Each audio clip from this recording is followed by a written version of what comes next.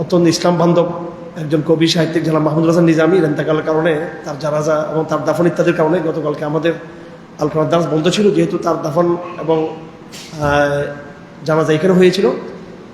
তো আজকে সেই হিসেবে অল্প সময় আমাদেরকে 2 পারা আপনাদের সামনে পেশ করতে হবে। মহান আল্লাহ ভরসা করে আমরা চেষ্টা করবো ইনশাল্লাহ আমাদের নির্ধারিত সময়ের মধ্যে 1 ঘন্টা লাগবে না ইনশাল্লাহ, তার মধ্যে আমরা 2 পারার সংক্ষেপ আপনাদের সামনে উপস্থাপন করার চেষ্টা করব। আমরা প্রথমে যাব 18 নম্বর পারা। 18 নম্বর পারা প্রথম যে সূরা সেটা হচ্ছে সূরা আল মুমিনুন, আর দ্বিতীয় সূরা হচ্ছে সূরাতুন নূর। আর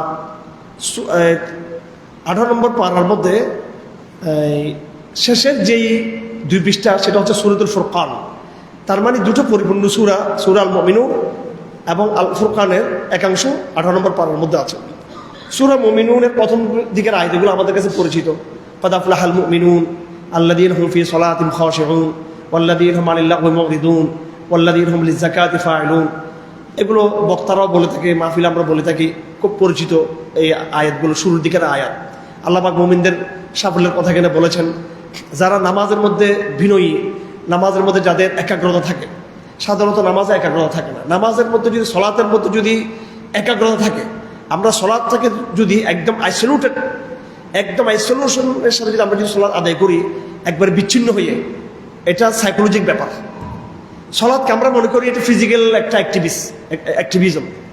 সলাৎ আসলে ফিজিক্যাল অ্যাক্টিভিজম শুধু না, বরং সলাৎ হচ্ছে প্রথমত মেন্টাল অ্যাক্টিভিজম, সাইকোলজিক একটা অ্যাক্টিভিজম। এটা মনস্তাত্ত্বিক একটা মানে মাইন্ডটাকে আল্লাহমুখী করা পরিপূর্ণভাবে। এটা এইভাবে সলাৎ আদায় করলে আমাদের দেখবেন একদম আমাদের রাজনীতি, সমাজ, রাষ্ট্র, পরিবার, ব্যক্তি সব ঠিক হয়ে যাবে। সলাৎকে একাগ্রভাবে আদায় করা, একাগ্র চিত্তে। এবং এটার একটা কোয়ান্টাম মেথড যারা করে এদের তো ভুল কতগুলো, মিথ্যা কতগুলো সাধনার মধ্যে আমাদেরকে নিয়ে যায় এরা। হ্যাঁ, তো এইটা নিয়ে অন্য সময় আলোচনা হবে। সলাৎকে এরা কোয়ান্টাম মেথডের সাথে তুলনা করতে চায়। সলাৎ কোয়ান্টাম মেথড না। সলাৎ কোয়ান্টাম মেথড হচ্ছে, অবশ্য কোয়ান্টাম মেথডের কিছু ভালো দিক আছে, কিন্তু কোয়ান্টাম মেথড এটা মানুষের মন থেকে পরিচালিত। সলাৎ কিন্তু মন থেকে পরিচালিত না। সলাতের যেটা মনস্তাত্ত্বিক যে প্রশিক্ষণ, মনস্তাত্ত্বিক যে মেন্টাল যে এক্সারসাইজ, এটা খোদা প্রদত্ত। এখানে আপনি আল্লাহকে হাজির করতেছেন।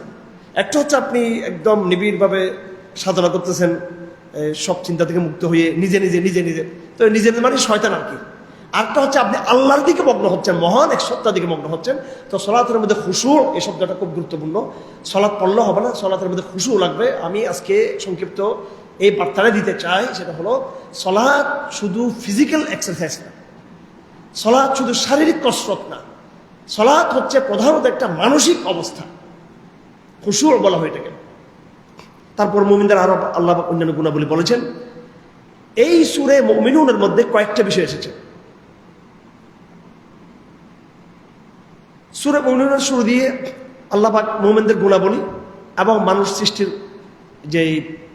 সৃষ্টির মধ্যে যে পরিবর্তন মানুষের মধ্যে, যে মানুষকে আল্লাহ পাক মাটি থেকে তৈরি করেছেন, তারপরে সেটা একটা বীর্য হয়ে গিয়েছিল, বীর্য থেকে সেটা রক্তপিণ্ড, মাংসপিণ্ড, এইভাবে তারপরে আল্লাহ পাক হাড্ডি, এরপর গোশতের উপর আল্লাহ পাক চামড়ার প্রলেপ দিয়ে দিয়েছেন। এইভাবে ফাতাবারাকাল্লাহু আহসানুল খালিকিন, আল্লাহ পাক চমৎকার রূপে মানুষকে সৃষ্টি করে নিয়ে আসছেন। এরপর আমাদের সবাইকে মৃত্যুবরণ করতে হবে। আবার মৃত্যুর পর আমরা সবাই কি করব? আমরা আবার জীবিত হব। আর বিবর্তনবাদ কি শিখাচ্ছে? বিবর্তনবাদ শিখাচ্ছে যে আমরা মাটি থেকে আসতে পারি, হতে পারে, কিন্তু মাটি থেকে আমরা অন্য ছোট ছোট জীবাণু টাইপের কিছু একটা ছিলাম, মৎস্য জাতীয় কিছু একটা ছিলাম। ওখান থেকে আমরা স্থল যে এই প্রজাতি, এই টাইপের কিছু ছিলাম। প্রজাতি থেকে প্রজাতি, এইভাবে বিভিন্ন বিকাশ, বিভিন্ন বিবর্তনের মধ্য দিয়ে আমরা মানুষ হয়েছি। বলে কত বছর বয়স এই কাঠামো, এই স্ট্রাকচার? বলে 20-30,000 বছর আন্দাজি একটা বলে দিল আর কেন। যাই হোক, তো কোরআন বিবর্তনবাদকে নাকচ করে। হ্যাঁ, এরপর আল্লাহ পাক সুবহানাহু ওয়া তাআলা তো কোরআনে কারীমে সূরা মুমিনের মধ্যে প্রথম এটা সৃষ্টির বর্ণনা হয়েছে, তারপর নবীদের কাহিনী আসছে, এরপর কাফেরদের কথা আসছে, আল্লাহ পাকের কুদরতের কথা আসছে, আখিরাতের কথা আসছে। আমার জেলখানার গবেষণা, এই কোরআন শরীফ আমি জেলখানায় ছিল, আমি লিখে রাখছি। আমার 5 শাবানের গবেষণা ছিল সূরা মুমিনুন কারাগারে 1444 হিজরি। আমি গবেষণা করে সূরা মুমিনুর 5টা জিনিস পেয়েছি। 1 নম্বর হলো মুমিনদের গুণাবলী ও মানুষের সৃষ্টি সংক্রান্ত আলোচনা। 2 নম্বরে নবীদের আলোচনা। 3 নম্বরে কাফেরদের আলোচনা। 4 নম্বরে আল্লাহর কুদরতের আলোচনা। 5 নম্বরে আখিরাত এবং মৃত্যুর স্মরণ। সেটাকে খুব চমৎকার আয়াত দিয়ে আল্লাহ পাক বলেছেন।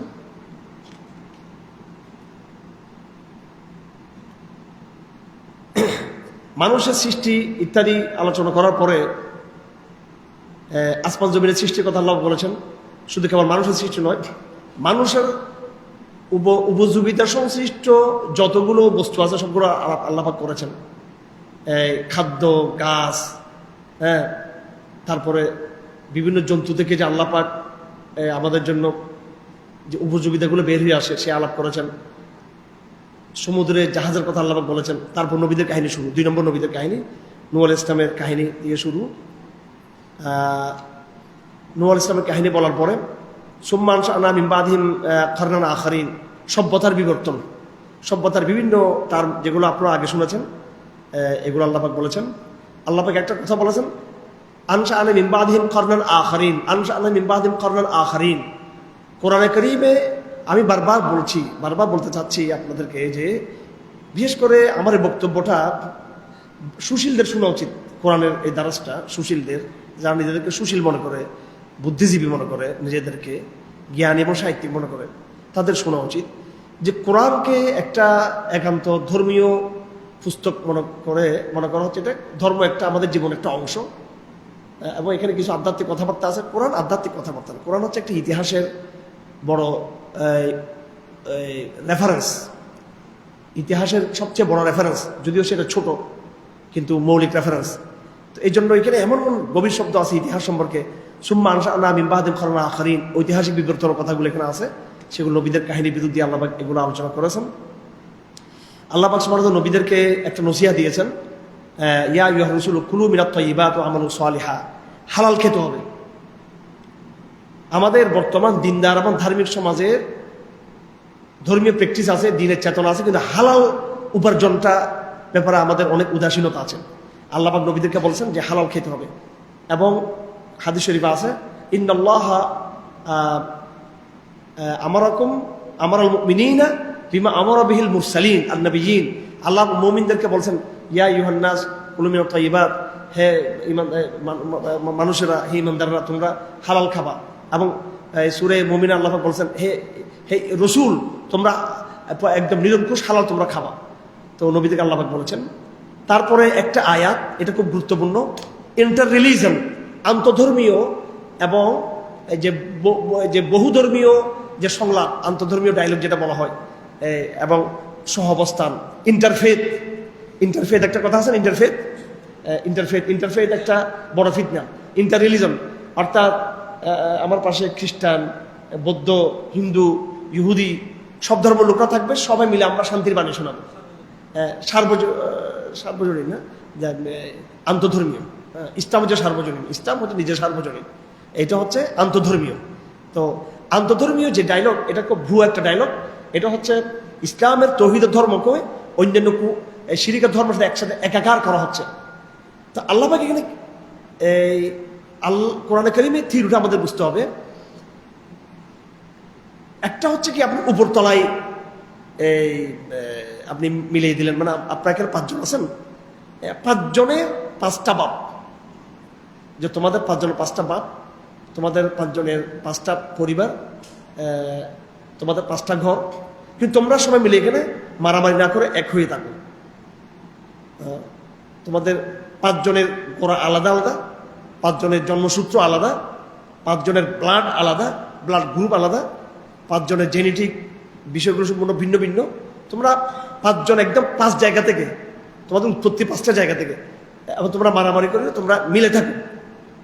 সুন্দর কথা না? মিলে থাকার কথা সুন্দর, সুন্দর কি থাকো? তোমরা 5 জন কি করো? তো মিলে থাকো, কিন্তু তোমরা 5 জন কিন্তু আলাদা। এটা হচ্ছে বর্তমান এই মানবতার বাণী।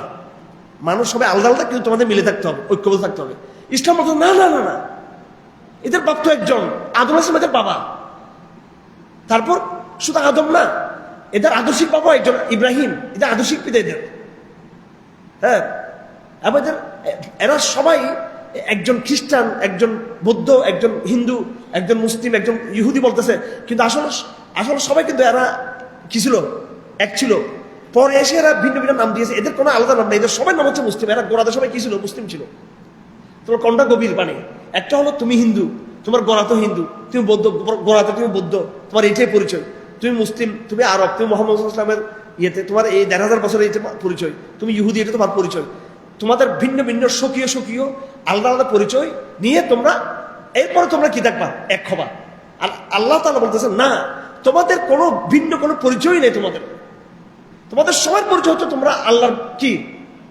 আল্লাহর আল্লাহ আল্লাহর আব্দুল্লাহ, আল্লাহর গোলাম তোমরা, এবং তোমরা সমস্ত নবীদের তোমরা উত্তরসূরি। ইসলাম তোমাদের অভিন্ন ধর্ম, তোমাদের সঙ্গে ইউনিফর্ম রিলিজন, তোমাদের অভিন্ন ধর্ম হচ্ছে তোমাদের ইসলাম। আমাদের সবার ধর্ম অভিন্ন ধর্ম, সেটা তৌহিদের ধর্ম, আল্লাহ এক। তাহলে কণ্ঠা গভীর মানব জাতিকে ঐক্যবদ্ধ করার জন্য ইসলামের যে প্রস্তাবনা, যে তোমাদের সবার বাবা একজন, তোমাদের সবার আদর্শিক পিতা ইব্রাহিম একজন, এবং সমস্ত আসমানি গ্রন্থগুলো সবগুলো তোমাদের আসমানি গ্রন্থ। তাওরাত, আমরা মুসলমান, কিন্তু তাওরাতটা আমাদেরও কিতাব।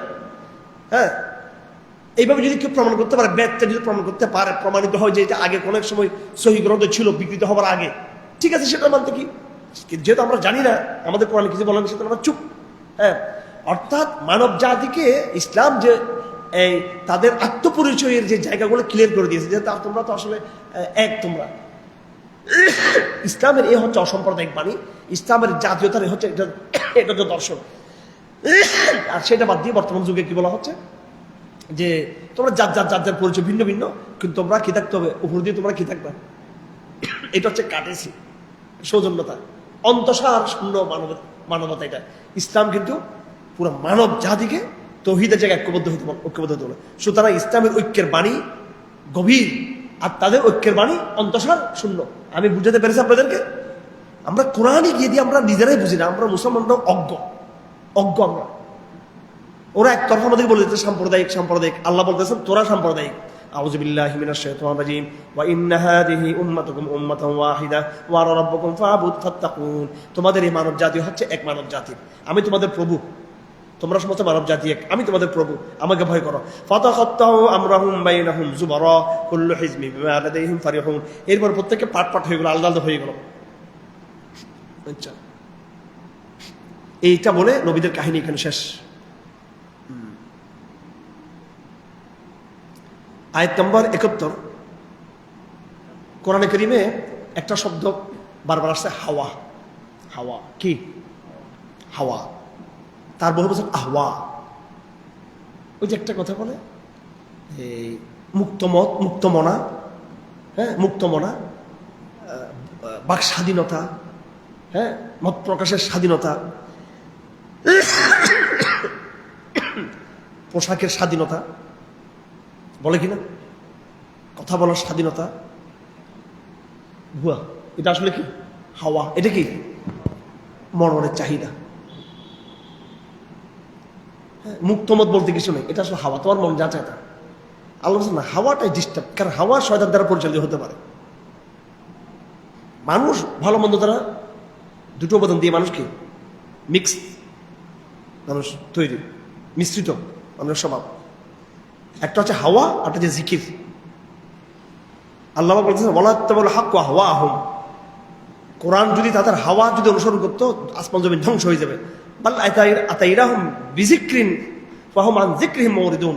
আমরা হাওয়া মানি না, আমরা কি মানি? যিকরুল্লাহ মানি, আল্লাহর নসিহত মানি আমরা। ঠিক আছে? ডক্টর দিওয়ান আজরাফ ঢাকা ইউনিভার্সিটির 40 বছরের দর্শন বিভাগের কি ছিলেন? প্রফেসর ছিলেন। উনি দার্শনিকভাবে লিখেছেন যে মানুষ কুপ্রবৃত্তি আর সুপ্রবৃত্তি দুটো দিয়ে পরিচালিত। এখন এই দুটাকে এটি ব্যালেন্স করবে কে? নিয়ন্ত্রণ করবে কে? আজকে পৃথিবী যেটা গণতন্ত্র যেটা বলা হচ্ছে, গণতন্ত্র হচ্ছে হাওয়াতন্ত্র। এটা কি তন্ত্র? এটা হাওয়াতন্ত্র। মানুষ যখন যা চায়, মানুষ যখন যেটা যাকে মনে আছে। এই জনগণে বিপুল ভোটে বিএনপিকে দিল, এবার দেখবে যে 5 বছর না 2 বছর পর ইলেকশন দিলে দেখবে যে আবার মানুষ এদেরকে কি, এটা হচ্ছে আসলে এই জন্য মানুষের মতামত। অনেকে আমাদেরকে বলে যে এরা মেইন স্ট্রিম বিরোধী আর গণতন্ত্রের বিরুদ্ধে কথা বলে। তো গণতন্ত্র তোমার আকাশে উঠে তোমার আমরা কিছু করছি ভাই, বলেন আমরা কিছু করছি? আমরা কেউ উঠেছি, কেউ নামাইছি? বলে কেন ভোট দিলেন না? বলে আমরা ভোটও দিই নি, আবার আপনারা নামাবো না আমরা আবার। হ্যাঁ ঠিক কিনা? বলে কেন দিলেন না আমাদেরকে? তো এটা সিস্টেমে তো হচ্ছে, তোমার একবার দিবে, একবার কি করাবে, পতন ঘটাবে। সিস্টেমটা সেরকম। হাওয়া মানুষ হাওয়া দেওয়ার জন্য যখন যারে মনে চাইলো বস। এই জনগণই তো আওয়ামী লীগের ভোট দিচ্ছে 2008 সালে। কি এবার সবকে আপনি খালি ইঞ্জিনিয়ারিং বলবেন নাকি সবগুলো? হ্যাঁ নাকি দেয় না? 96 সালে কি করছে? 71 সালে এরা তো পাকিস্তান হয়ে সব কিছু জনগণ আবার এটা করে, আবার এটা করে, আবার একবার আপনার দিকে একবার দিকে। হাওয়া হাওয়া হাওয়াতন্ত্র। কি তন্ত্র এটা? তো আমাদের এডুকেশন হাওয়াতন্ত্র। হাওয়া এডুকেশন হাওয়া, মানে মনোজ আছে তা। লেখকদের লেখা বই পুস্তক ওর মনোজ আছে তা লিখছে সেটা। রবীন্দ্রনাথের কবিতা যা মনে হচ্ছে তা লিখছে, কথা ঠিক কিনা? কবিতাগুলো পড়েন না? আমি রবীন্দ্রনাথের গীতাঞ্জলি পড়ছেন রবীন্দ্রনাথের? যা মনে হচ্ছে তা লিখছে, যা মনে হচ্ছে তা লিখছে, যা মনে হচ্ছে তা। বাস এটাই রাজনীতি। যা মনে হচ্ছে তা এটা শিক্ষানীতি, যা মনে হচ্ছে তা এটা অর্থনীতি। এখন পুরো মুসলিম বিষয় ধ্বংস করে দিচ্ছে রমজান মাসে ইসরায়েলিরা, আমেরিকানরা মনে চাচ্ছে বস। এরা আবার গণতন্ত্র শেখায়। এবং বাংলাদেশে হিরো মানা এই সমস্ত, মানে কি বলতাম আমি, বললো যখন বলো যে হুজুর গর্ব করে একটা, মানে একটা, মানে এই একটা ইয়ে জাতি, কি জাতি, একটা হিরো মানে একটা জাতি, একটা ওদের ফর্মুলা নিয়ে গর্ব করে, যারা আজকে ধ্বংস করে দিচ্ছে, মুসলিম বিশ্ব ধ্বংস করে দিচ্ছে রমজান মাসের ভিতরে। ওদের ফর্মুলা তোমরা আবার ইয়ে করো, এদের পাশে দাঁড়ায় আমরা আবার কমফোর্ট ফিল করি আবার। এটাই তো আমি আত্মমর্যাদার কথা বলতে চাই। এটা কোনো অহংকার না, আত্মমর্যাদার কথা। হ্যাঁ আচ্ছা যাই হোক, কোরআন এটাকে বলছে হাওয়া। কি শব্দ বলেছে এটাকে? হাওয়া। হাওয়া জায়গায় জায়গায় জায়গায় জায়গায় জায়গায় জায়গায় এই হাওয়া শব্দ, আহওয়া বহু বচন, এই শব্দ কোরআন বলেছে। এটা মনে রাখবেন, আমি শব্দের জন্য বলছি আপনাদেরকে। কোরআনকে কিভাবে পড়তে হবে, কোরআনের এক একটা টার্মকে বর্তমান ক্রাইসিসের সাথে কি করতে হবে, যুক্ত করতে হবে। হাওয়া ১,৫০০ বছর আগের শব্দ, বর্তমানের এটার রূপ কি? এটার রূপ হচ্ছে এটা। তাকওয়া ১,৫০০ বছর শব্দ, এটার রূপ হচ্ছে এটা। মাকরুন চক্রান্ত, কনস্পাইরেসি, কাউন্টার কনস্পাইরেসি বা প্ল্যানিং, স্ট্র্যাটেজি যেটা বলি, পরিকল্পনা ইত্যাদি ইত্যাদি যা যা বলি, ১,৫০০ বছর আগের শব্দ, সেটা বর্তমান রূপ কি? কোরআনকে সময়ের সাথে কি করতে হবে, যুক্ত করতে হবে।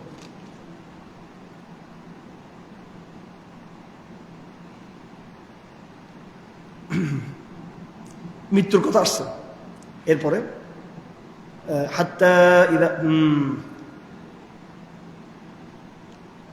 একটা দোয়া আল্লাহ পাক শিখিয়ে দিয়েছেন, এটা বলি সবাই। শয়তানের ওয়াসওয়াসা থেকে বাঁচার জন্য। কিসের থেকে বাঁচার জন্য? ওয়াকুর রব্বি আউযু বিকা মিন হামাযাতিশ শায়াতিন ওয়া আউযু বিকা রব্বি আন ইয়াহদুরুন। এটা বললে আর শয়তান কি আসবে না। হ্যাঁ, আমি অনেক সময় তাহাজ্জুদের সময় কেরাত ভুলে যাই। কেরাত যত হাফেজ কেরাত ভুলে যায়, তো কেরাত ভুললে আমি স্থির হয়ে আউযুবিল্লাহ আউযুবিল্লাহ, শয়তানকে দৌড়াই। নামাজের মধ্যে শয়তানকে আমি কি করি, দৌড়াই। এটা কিরকম? নামাজ রাখি, তার লাঠি দিয়ে শয়তান আমার কেরাত বলে গেছে কোথায় তুই, এটা বলে দৌড়বে শয়তান। ঠান্ডা মাথায় শয়তানের সাথে লড়াই হবে ঠান্ডা মাথায়। কি মাথায়? ঠান্ডা মাথায় লড়াই। ঠিক আছে, শত্রু দেখছেন, আউযু বিকালিমাতিল্লাহি তাম্মাতি মিন শাররি মা খালাক দিছে বদ্ধ করে, বুঝছো নি? শত্রু আসছে আক্রমণ করতে, পড়ে দিয়েছে কি আউযু বিকালিমাতিল্লাহি তাম্মাতি মিন শাররি মা খালাক। ওখানে এসে অন্য মানুষ করে গেছে। কেমন আমাদেরকে যারা জুলুম করতো রিমান্ডের সময় কারাগারে, দেখে বলতাম আউযু বিকালিমাতিল্লাহি তাম্মাতি মিন শাররি মা খালাক। এর অনিষ্ট থেকে মানা আছে, আল্লাহ পাক ঠিক রক্ষা করে দিয়েছে। নামাজের সাথে ডিস্টার্ব করবে, আমলে ডিস্টার্ব করবে। এই আউযু বিল্লাহ পড়ার সাথে আপনার কোরআন কি হয়ে যাবে, আবার মনে চলে এসেছে ভালো। এটা আমি কোনো কিছু ব্যক্তিগত বিষয়গুলো বলা ঠিক না, যে এগুলো আবার জানাজানিগুলো পড়ার সময় আবার এগুলা ফল পাওয়া যায় না আবার।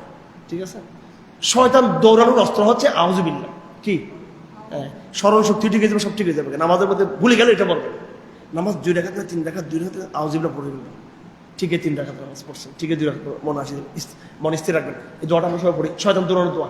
হাওয়াকে দৌড়াইতে হবে, হাওয়াতন্ত্রকে দৌড়াইতে হবে, মনের খাহেশ, মনের চাহিদাকে দৌড়াতে হবে। এটা দোয়া কি? রব্বি আউযু বিকা মিন হামাযাতিশ শায়াতিন ওয়া আউযু বিকা রব্বি আন ইয়াহদুরুন। হায় আল্লাহ, শয়তানের উস্কানি থেকে, শয়তানের ওয়াসওয়াসা থেকে, শয়তানের কি বলে এটাকে, খুঁসানি, শয়তানের খুঁসানি থেকে আমি কি চাই? পানা চাই, এবং শয়তান উপস্থিত হোক এটা থেকে পানি চাই। হাত্তা ইযা জাআ আহাদাহুমুল মাউতু ক্বালা রব্বি ইরজিউন লাআল্লি আমালু সালিহান ফীমা তারাকতু কাল্লা।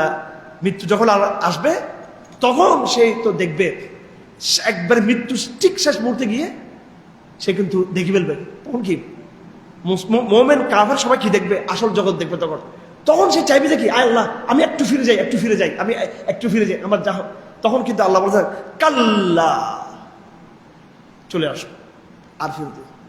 এই জন্য যতক্ষণ নিঃশ্বাস আছে আমাদের, সেন্স আছে আমাদের, আমাদের গায়ে শক্তি আছে, আল্লাহর রাস্তা আমরা সবাই এই পুরো জাতি আমরা আল্লাহর আনুগত্য আমরা গ্রহণ করি।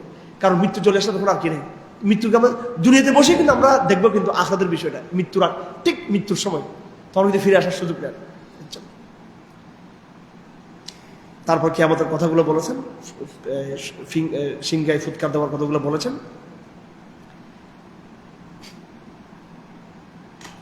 বিজ্ঞানী আইনস্টাইন, বিজ্ঞান দিয়ে করার আমাদের বোঝার দরকার নেই, দরকার আছে বিজ্ঞান কি মাপকাঠি? কিন্তু যেহেতু এই আমাদের সংশয়বাদী সমাজ বা কিছু নাস্তিক বা সেকুলার সমাজ বিজ্ঞানের রেফারেন্স ছাড়া কথা নিতে চায় না, এই জন্য বল।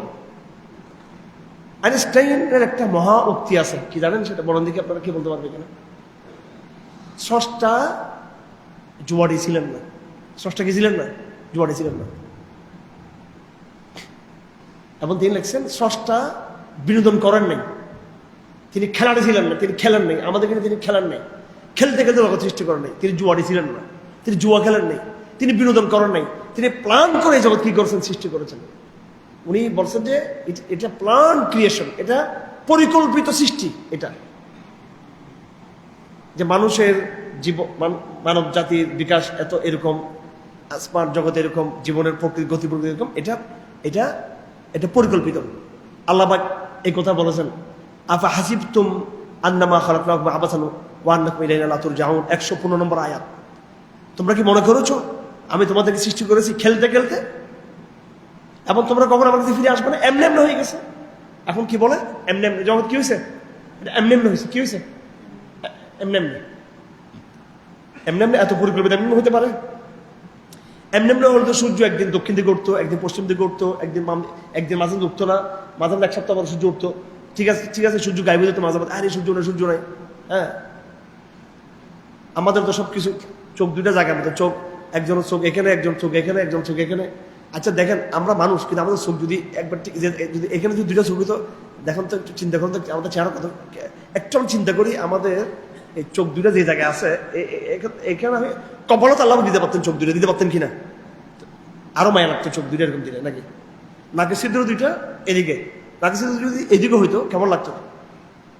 হ্যাঁ, কেমন বেশি লাগতো বলুন তো? কিছুই না, শুধু আমাদের যদি এগুলো না থাকতো, কি এখানে যে কি আছে, গ্রহগুলো আছে, শুধু শুধু এগুলো নেই, এগুলো সাদা, কেমন লাগতো আমাদের? তো এমনি এমনি এমনি এমনি হয়েছে না, এগুলো এত পরিকল্পনা করে হয়েছে। মেয়েরা বাইরে যায় না, কেমন? মেয়েদের পর্দা থাকে, এদের মুছও নাই, দাড়িও নেই, কারণ বাইরে কি নেই, জীবাণু নেই, বাইরে আছে জীবাণু, ধোঁয়া আছে বাইরে, ধুলাবাড়ি আছে। কিন্তু পুরুষের কোথায়? চাকরি বাকরি, যুদ্ধ, তারপরে রিস্কি ব্যবসা বাণিজ্য। পুরুষদের দিছে আল্লাহ কি কি নাকের সেফটির জন্য, নিঃশ্বাসের সেফটি, এখানে জীবাণু অনেকে দিছে দাড়ি, তাতে কি এগুলা আমাদের জীবাণুকে কি করে? এগুলো মেয়েদেরকে দিলে কেমন হতো? আমাদের প্রত্যেকের বউদের যদি দাঁড়িয়ে আর মোস্তাকি দিলে কেমন লাগবে? হ্যাঁ, আল্লাহ এখন এদেরকে দেয় না কেন? দেয় না কেন? ওদের তো বাইরে কাজ নেই, ওদের বাইরে কি নেই, কাজ নেই, করে ন্যাচারালি না, তারপরে এদেরকে বাইরে করবে। তা বাইরে করলে দাঁড়িয়ে লাগে এদেরকে। আচ্ছা, এখন পর্দা মানা করবে। এখন তো মেয়েদেরকে বেপর্দা যে বাইরে হচ্ছে, মেয়ের তো মুসলে, মেয়েদের গোপ আছে, মেয়েদের দাঁড়িয়েছে, আর তুমি যে মেয়েকে বেপর্দা বাইরে করতেছো, তোর তার কি হচ্ছে এখানে?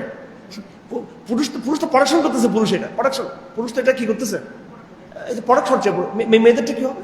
জুলুম কিনা এদের, জুলুম কিনা? ইসলাম, আল্লাহ হচ্ছে বিজ্ঞানের জন্ম সৃষ্টিকারী, আর আল্লাহর উপরে বিজ্ঞানের মাস্টার আল্লাহ দেখায়। আল্লাহ যাকে যে পদ্ধতি দিয়েছেন, তা আল্লাহ বলতেছেন আমি এটা অপরিকল্পিত সৃষ্টি করি নাই। মেয়েদেরটা মেয়েদের, ছেলেদেরটা ছেলেদের, সূর্যটা সূর্য, চাঁদেরটা চাঁদ, চোখ যেখানে থাকবে সেখানে থাকবে, নাক যেখানে থাকবে না ওখানে থাকবে, হাত যত থাকবে হাত এখানে থাকবে। হাত তিনটা হলে কেমন হতো? কাজ একটু বেশি করতে পারতাম। হাত যদি তিনটে হইতো, পা দিয়ে একটা হলে একটু দৌড়তে পারতাম, পা তিনটা হলে হয়তো দৌড়তে পারতাম, কিন্তু অবস্থাটা কি হইতো আমার? না উষ্ঠে খাইতো না, খুব সুন্দর লাগতো না? তো এগুলো অপরিকল্পিত কিছু না, কিনা রে? এগুলো অপরিকল্পিত। আচ্ছা, আল্লাহ রসুলকে শিক্ষা দিয়েছেন রব্বিগফির ওয়ারহাম ওয়া আনতা খায়রুর রাহিমিন, আপনি দোয়া করুন ক্ষমা এবং রহমতের দোয়া করুন। নবীকে শিক্ষা দিচ্ছেন আল্লাহ পাক। আমাদের সামনে আসতে পারে সূরা নূর। সূরা নূর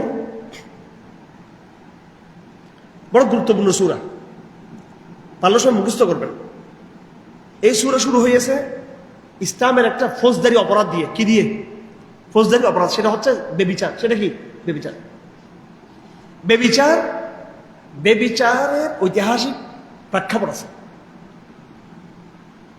নারী পুরুষের অবাধ মেলামেশা পুরো একটা সিভিলাইজেশনকে কি করে দেয়? ধ্বংস করে দেয়। এই ইউরোপ, ওদের যে বুদ্ধিশুদ্ধি, যেভাবে ওরা ডিসকভারি করতে পারে, যে উৎপাদন তাদের, যে আবিষ্কারের যে শক্তি তাদের, যে সাহস, বিশ্ববিজয়ের সাহস, একমাত্র নারী পুরুষ অবাধ মেলামেশা দেখে কি করে ধ্বংস করে দিচ্ছে বিদ্যুৎটাকে। একদম ধ্বংস। একটা সভ্য সমাজ, শক্তিশালী সমাজের জন্য নারী পুরুষের ডিস্টেন্স কি করতে হবে? বজায় রাখতে হবে। আল্লাহ সুবহানাহু ওয়া তাআলা এখানে বেবিচারের কথা এখানে বলেছেন, বেবিচারের শাস্তির কথা আল্লাহ এখানে বলেছেন। আরেকটা বিষয়, মিথ্যা অবাদ দেওয়া, মানুষকে কি দেওয়া? মিথ্যা অবাদ দেওয়া মারাত্মক ভয়ঙ্কর অপরাধ। কোন নারীকে, কোন পুরুষকে মিথ্যা অবাদ দেওয়া, এবং স্বামী স্ত্রীকে, স্ত্রী স্বামীকে। ইসলামী আইনে, ইসলামী পারিবারিক লতে একটা আইন আছে লিআন। বলেন এটা কি? লিআন। এটা কি? লিআন।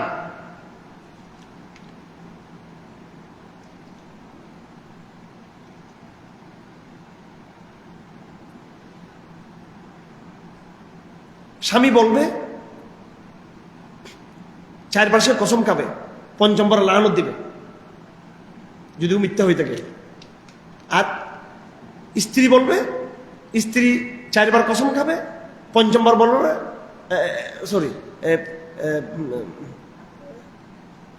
মেয়ে বলবে 4 বার কসম খাবে যে আমাকে মিথ্যা অবাদ দেওয়া হচ্ছে, 5ম বার বলো তার ফল লানত। সে যদি মিথ্যাবাদী হয়ে যায় তার ফল লানত। আর মেয়ে বলবে, মেয়ে 4 বার কসম খাবে, 5ম বার বলবে, ছেলে বলবে, কে বলবে? ছেলে ছেলে ছেলে 4 বার কসম খাবে, 5ম বার বলবে যে তারপরে কি? আল্লাহ পাকের গজব। তারপর কি? গজব। সে যদি কি হয়ে থাকে, আমি যদি সত্য হয়ে থাকি, সে যদি মিথ্যাবাদী হয়ে থাকে, তারপর আল্লাহ গজব। অর্থাৎ ছেলের শব্দ হচ্ছে গজব 5ম বারে, আর মেয়ে শব্দ হচ্ছে লানত। 4 বার 4 বার 5 বার 5 বার কি খাবে? সবাই কসম খাবে। স্বামী স্ত্রী দুজন বলতে, তুমি জানা করছো এই বাচ্চাটা আমার না, এই বাচ্চা কিনা রে, এটা আমার না, এটা তুমি অন্য জায়গায় পরকীয়া করো, তোমার পেটে বাচ্চা হয়েছে। নাউযুবিল্লাহ। সন্দেহ আছে কিনা আমাদের সমাজে? ইসলামে এই পারিবারিক নীতি এখানে আছে। এটাকে বলে লান। এটাকে কি বলা হয়? লান বলা হয়। হ্যাঁ। তো যদি সাক্ষী না থাকে তাহলে আর 4 বার 4 বার ইয়ে খাওয়ার পরে 5ম বারে বলবে, 5ম বারে লানত। হ্যাঁ, এটা মেয়ের পক্ষ থেকে। আর 5ম বার গজব কার পক্ষ থেকে? ছেলের পক্ষ থেকে। এরপরে এই সূরা নূরের মধ্যে ঐতিহাসিক একটা ঘটনা আসছে। যেহেতু এটা বেবিচারিক ঘটনার ভিতর দিয়ে ইসলামের একটা ঘটনা, হয়তো আম্মা আয়েশার ঘটনা। কারণ এখানে শুধু বেবিচারের শাস্তি বলা বয়ান আসে না, এখানে মিথ্যা অবাদ দেওয়া। কি দেওয়া? মিথ্যা অবাদ একটা ফৌজদারি অপরাধ। মিথ্যা অবাদ কি কি জানেন? তার শাস্তি কি জানেন? কেউ যদি বলে যে তুমি জানা করছো, প্রমাণ দিতে পারা নেই, সারা জীবন তার সাক্ষী ক্যান্সেল হয়ে যাবে। কি হয়ে যাবে? সে আর জীবনে কোনোদিনও আদালতে কোনো বিষয় সে কিনতে পারবে না, সাক্ষী দিতে পারবে না। এই জন্য কাউকে মিথ্যা অবাদ দেওয়া যাবে না। আচ্ছা, বিশেষ করে বেবিচারের বিষয়।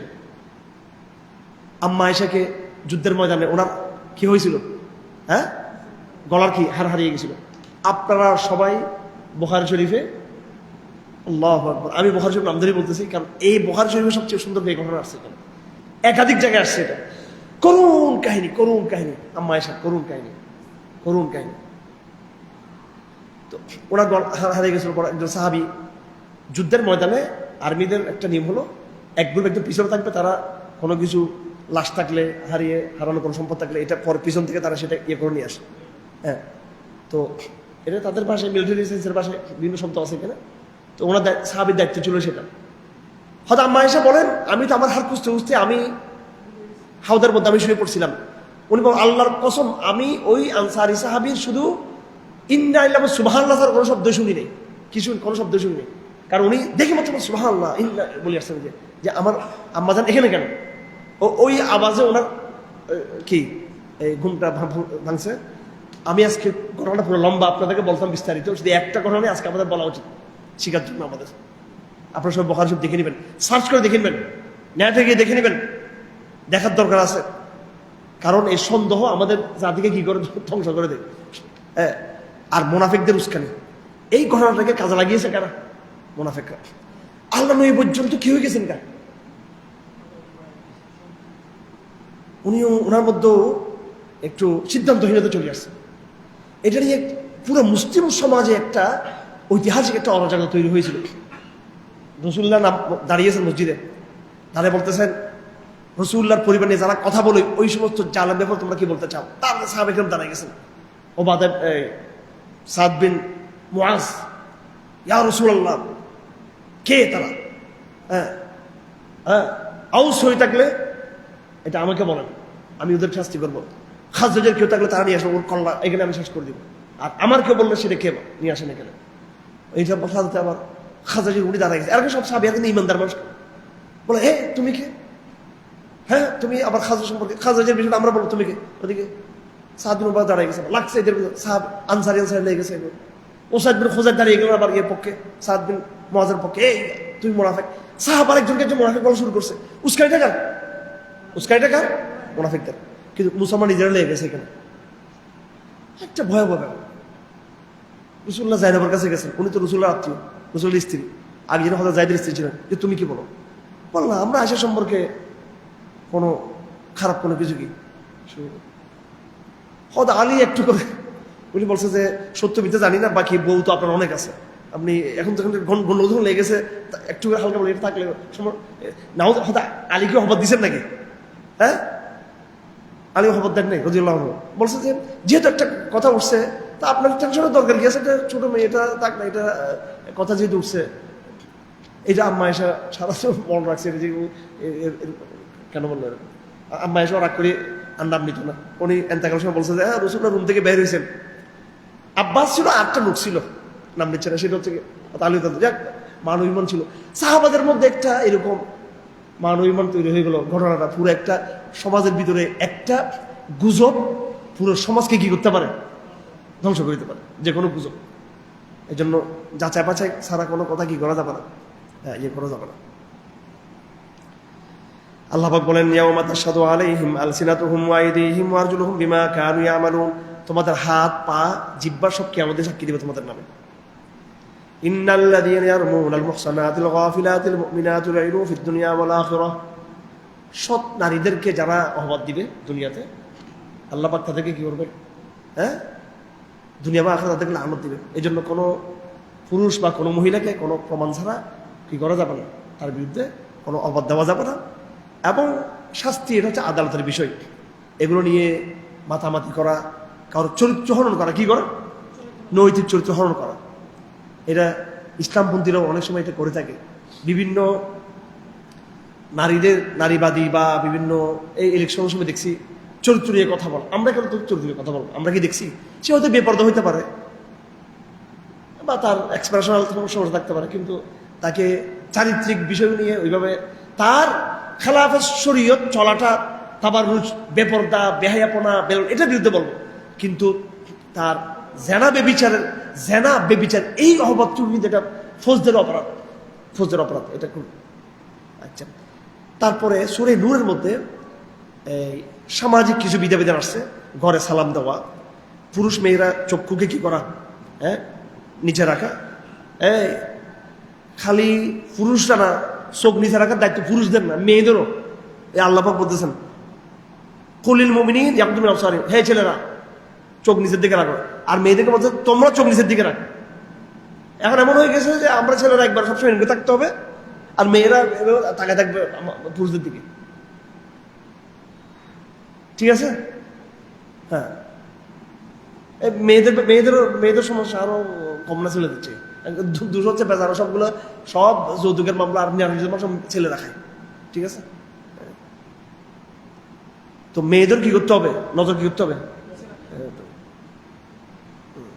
কারণ একটা ছেলে যেমন মেয়ের প্রতি যেমন আকর্ষণ আছে, মেয়েরও কিন্তু ছেলের প্রতি কিন্তু কি আছে, ঠিক আছে। একবারে বাস্তব, এটা কোনো সন্দেহ ছাড়া বাস্তব এটা। সুতরাং দুদিকে আল্লাহ ফিতনা রক্ষা করুক আমাদেরকে। তো তাহলে আমরা কাদেরকে কাদেরকে দেখা দিব, এবং মেয়েদের শরীরের প্রতি কি কি সতর্ক, এগুলো নিয়ে কথা আছে, পর্দার কথা আছে, পর্দার বিধান আছে কিনা। মেয়েদেরকে বলা হচ্ছে তোমরা পুরোপুরি ইয়ে করতে হবে, তাদের জিনা তাদের শরীরকে দেখানো যাবে ইল্লা মা যহরা মিনহা। হাতের ব্যাপারে কিছু কি আছে, ছাড় আছে। মুখের ব্যাপারে কিছু ছাড় আছে প্রয়োজনের মুহূর্তে, ডাক্তারকে দেখানো, বিচারককে দেখানো, যদি তার কোনো অসুস্থতা থাকে তখন বিশেষ অবস্থায় আলমরা বলবে সেটা। তারপরে মুখ দেখাতে পারবে নিজের যারা আত্মীয় স্বজন, বাবা, চাচা, নিজের আত্মীয় স্বজন, ভাই, ব্রাদার, ভাইয়ের ছেলে মেয়ে, বোনের ছেলে, যারা বাদী, দাসী, এমন দাসী বা এমন দাস যাকে দেখলে কোনো মনের কোনো শাহাবত আসে না, এই ইত্যাদি ইত্যাদি যেগুলো ব্যাপারে এখানে মোটামুটি পর্দার বিধান এখানে আসছে। এখানে এতিমদের কথা আসছে এখানে। এবার আসছে বেচালার গোষ্ঠীর কথা আসছে এখানে, যারা বিয়ে করে না, বিয়ে করে না, যে এ প্রজন্মের কথা আসছে। ওয়ালিয়াস্তাফিফ আল্লাযীনা লা ইয়াজুদুনা নিকাহান, স্টুডেন্টরা যাদের আপনাদের টাকা নাই, বেচলার টাকা নাই, তোমরা ইস্তেফাফ করো। কি করো? ইস্তেফাফ। আল্লাহর ওয়াদা আছে, মান ইয়াস্তাইফ ফায়ুইফুহুল্লাহ, যে কঠিনভাবে নিজেকে কি করতে চাইবে, যৌনতা থেকে নিজেকে মুক্ত রাখতে চাইবে, আল্লাহ পাক তাকে কি করবে? হেফাজত করবে আল্লাহ পাক। হাদিসে আছে এটা, কোরআনে বলতেছে তোমাদের যাদের টাকা পয়সা নেই, যতক্ষণ তোমাদেরকে আল্লাহ পাক স্বাবলম্বী সচ্ছল করবে ততক্ষণ তোমার ধৈর্য ধরো। কি ধরো? ধৈর্য ধরতে পারো, ঠিক আছে? ধৈর্য ধরতে হবে, আল্লাহ পাক ইনশাআল্লাহ সবর দিবে, ঠিক আছে? আমরা তো বিদেশে পড়ালেখা করছি বিদেশে, বিদেশ তো বাংলাদেশ থেকে আরো বেশি বিউটি না বাংলাদেশ, বিদেশ বলেন না, বাংলাদেশের থেকে বিদেশে আরো তো ফিতনা আরো অনেক বেশি ওখানে, অনেক বেশি ফিতনা ওখানে। তো এটা আলহামদুলিল্লাহ, সুবহানাল্লাহ। বিয়ের আগ পর্যন্ত এখন তুমি পড়ালেখা বাদ দিয়ে তুমি বিয়ে করতে পারবা? তোমাকে দেশে বিদেশে পড়ালেখা, বিশেষ করে ফ্রি মিক্সিং এর শিক্ষা ব্যবস্থার মধ্যে, ফ্রি মিক্সিং এর যে শিক্ষা, এটা হচ্ছে বড় সবরের জায়গা। আলহামদুলিল্লাহ পাক আমাদের ফ্রি মিক্সিং থেকে মুক্ত রাখছে। কিন্তু আমরা বিদেশে পড়ালেখা করছি, সেখানে কিন্তু বড় বড় আমাদের যে প্রতিষ্ঠানগুলো ছিল ইসলামী প্রতিষ্ঠান, কিন্তু বিশাল জায়গা, ভূমি অনেক বড়, অনেক বড় জায়গা। স্কুল কলেজের ছেলেরা মেয়েরা এই রাস্তায় মাদ্রাসা বিদ্যুৎ দিয়ে রোড রাস্তা ছিল অহরহ। আমি বললাম যখন ফিতনার এটা আরো বেশি, ফিতনার কারণগুলো অনেক বেশি সেখানে। তো ধৈর্য যে ধরবে শক্ত কঠিনভাবে, আল্লাহ তাকে কি করবে? সাহায্য করবে। গুরুত্বপূর্ণ আয়াত আসছে আবার আমাদের সামনে। আল্লাহর নূর, আল্লাহর কি? আল্লাহ হচ্ছে একটা নূর, এটা বিজ্ঞানও বলে, আলো ইত্যাদি অনেক কিছু বলে এরা। যাক, এদের আলোর ব্যাখ্যাটা ভিন্ন জিনিস। আল্লাহর নূরের মেশাল আল্লাহ পাক দিয়েছেন এমন ভাবে, লাইটের ভিতরে এই যে ফানুস বাতি দেখছেন আপনারা, ফানুস বাতির মধ্যে কি আছে? গ্লাস আছে, ভিতরে কি আছে? ওই বাতির যে আছে, যেখানে আগুন জ্বলে প্রজ্বলিত হয়, এই ফিতা ইয়ে থাকে, এরপরে চতুর্দিকে আলো ছড়িয়ে পড়ে। আল্লাহর আলো, আল্লাহর কোনো কি নাই, দিক নাই, আল্লাহর কোনো কি নাই, দিক নেই। আল্লাহ পাক এখানে জৈতুন গাছের কথা নিয়ে আসছে, এখানে নূরের কথা নিয়ে আসছে। কেমনে যে কি হবে, 18 এখনো বাকি। আচ্ছা, আল্লাহ পাক এমন কিছু ব্যক্তির কথা বলতেছেন যারা ব্যবসা বাণিজ্য করে, বেচা কিনে ব্যবসা বাণিজ্য করে, কিন্তু নামাজ কালাম ঠিক রাখে। এদের ফজিলত আল্লাহ পাক বয়ান করতেছেন এখানে। আচ্ছা, পাখিরা যারা আসমানে দলবদ্ধ সারিবদ্ধ কি করে, উড়ে না পাখি, আল্লাহ বলেছেন এটা হচ্ছে তাদের সলাৎ। এটা কি তাদের কি? সলাৎ। সুবহানাল্লাহ। প্রত্যেকেই তাদের নিজের মতো করে সলাৎ পড়ে, গাছ, তরুলতা, পাতা সবগুলো কি করে? সলাৎ পড়ে। শুধু এক কথা, মানুষের মধ্যে আল্লাহ পাক ঈমান আনা না আনা, আনুগত্য করা না করা, দুটো কি দিয়েছেন? মানে ডাবল ফাংশনের একটা কি দিয়েছে, ডুয়েল, এটা দিয়েছেন মানুষকে, দুইটা সত্তা দিয়েছেন। কিন্তু মানুষ তারা সমস্ত সৃষ্টি জগতের মধ্যে নাফরমানি করার কোনো কি নেই তাদের মধ্যে, ওই চরিত্রটা নেই। সমুদ্র, পাহাড়, তরুলতা, গাছ, পাখি, অ্যাবসলিউটলি তারা কি সবাই ন্যাচারালি তারা আল্লাহ আনুগত্য করতে তারা বাধ্য। ওই যে গাছ দাঁড়িয়ে গেছে এখানে, এই গাছগুলো জিকির করতেছে কিন্তু এটা আমরা বুঝতেছি না, এটা আমরা কি বুঝতেছি না। সূর্য জিকির করতেছি, এটা এটা জিকির না করার না করে উপায় নেই। এটা কুল্লুন তাওয়ান ওয়াকারহান ওয়ালাহু আসলামা মান ফিস সামাওয়াতি ওয়াল্লাহু তাওয়ান ওয়াকারহান, এসব আনুগত্য করে আল্লাহ, এটা বাধ্য হয়ে তারা, এটা ন্যাচারালি বাধ্যতামূলক। ইসলামী রাজনীতির কথা আসছে এবার, যারা আল্লাহর আইনকে মানতে চায় না, তারা বলে, মুনাফিকরা বলে, এই আল্লাহর বিধান যারা চায় না এরা কি মুনাফিক, আল্লাহর জমির আল্লাহ শুনি যারা চায় না তারা কি মুনাফিক। তারা কি বলে? তারা বলে আমরা ঈমান এনেছি রাসূলের প্রতি, আল্লাহর প্রতি। সুম্মা ইয়াতাওয়াল্লা ফারিকুম মিনহুম, তারা একদম বলে এরা ফিরে যায়, আর তারা তারা তারা এটাকে অস্বীকার করে। যখন তাদেরকে বলা হয় আল্লাহর ফয়সালার দিকে, তখন তারা সেটাকে অ্যাভয়েড করে। আর নিজেদের কোনো লাভ থাকলে, অধিকার থাকলে, তখন আবার সেটাকে তার ওদিকে তারা ফিরে আসে। এই সমস্ত লোকেরা যারা আল্লাহর হুকুমকে মানতে চায় না, আল্লাহর বিধানকে, সংবিধানকে, আল্লাহ আইনকে মানতে চায় না, তাদের অন্তরে কি রোগ রয়েছে, নাকি তারা সন্তপ্রবণ, নাকি তারা আল্লাহকে জালেম মনে করে? তাহলে আল্লাহর বিধান যারা চায় না, রাষ্ট্রীয় ক্ষেত্রে যারা আল্লাহর বিধান চায় না, আল্লাহর সংবিধানকে যারা মানতে চায় না, তিনটা ব্যাপার বলছেন। তারা হয়তো তাদের মনে রোগ আছে, কিংবা তারা সংশয়বাদী, সন্তপ্রবণ, তাদের ইমান ঠিক নেই, অথবা তারা আল্লাহকে জালেম মনে করে, নাউজুবিল্লাহ। আর যারা ইমানদার, তাদেরকে যখন আল্লাহর বিধান থেকে ডাকা হয়, তারা বলে সামিনা ওয়া আতানা, আমরা আনুগত্য করেছি। আল্লাহ পাক আমাদেরকে আল্লাহ আনুগত্যের মধ্যে থাকার তৌফিক দান করুন। শাসক গোষ্ঠী যারা আছে, বিরোধী দল, সরকারি দল, মুসলিম বিশ্বের যারা যারা, প্রত্যেককে আল্লাহর পরিপূর্ণ আনুগত্য আসা কি দান করতে তৌফিক দান করুন। এই আনুগত্যের কথা আবার সূরা নূরের মধ্যে, সূরা নূর খুব খুব চমৎকার একটা সূরা, বড় ডাইভার্সিটি আছে এই সূরার মধ্যে, বড়। এখানে ফৌজদারি বিধান, চরিত্রের কথা, সামাজিক বিধান, ইসলামিক সাংবিধানিক বয়ান, অনেক কিছু এখানে। আবার আল্লাহ পাক কুদরতি বয়ান, আল্লাহ পাক নূরের কথা এখানে। একে যাই হোক, এই আলোচনা আলাপ, সাংবিধানিক আলাপের মধ্যে আবার আছে আনুগত্য করা, কুল আতিউ আল্লাহ ওয়া আতিউর রাসূল। আচ্ছা, কেউ যদি আনুগত্য না করে, আল্লাহ পাক বলেন মা রাসূলুল্লাহ বালাগুল, আমাদের কথা হচ্ছে কি করা, পৌঁছে দেবো। রাষ্ট্র শুনলে শুনুক, না শুনলে না শুনুক। না শুনে না শুনুক মানে কি, আমরা তো একবারে একদম এই আর কোনো কর্তব্য নেই তা না। জনগণকে আমরা কি করবো, বুঝাবো, জনগণ সামাজিক বিপ্লব করবো, আমরা মানুষকে উদ্বুদ্ধ করবো। জনগণই একদিন কি করবে, এটা বিপ্লব ঘটাবে, কিসের জন্য? আল্লাহর আইনের জন্য।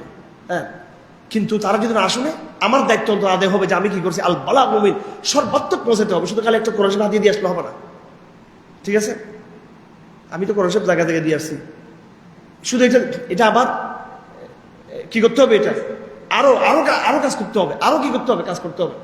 এই রমজান মাস আপনারা সর্বাত্মক দাওয়াতি কাজ করবেন, ঠিক আছে? যতটুকু আছে। আপনারা অনেকে বলতেছেন যে হুজুর তো মন্ত্রীদের কাছে যাচ্ছে, হুজুর রাষ্ট্রীয় কাছে যাচ্ছে। আমি ভাই, আমি সর্বামলে গেছি। আমি কোনো জমাত হিসেবে ক্ষমতা থাকলে আমি এদেরকেও গিয়ে কোরআন শরীফ দিয়ে আসতাম, নাকি না?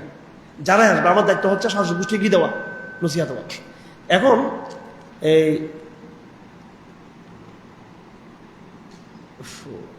আচ্ছা,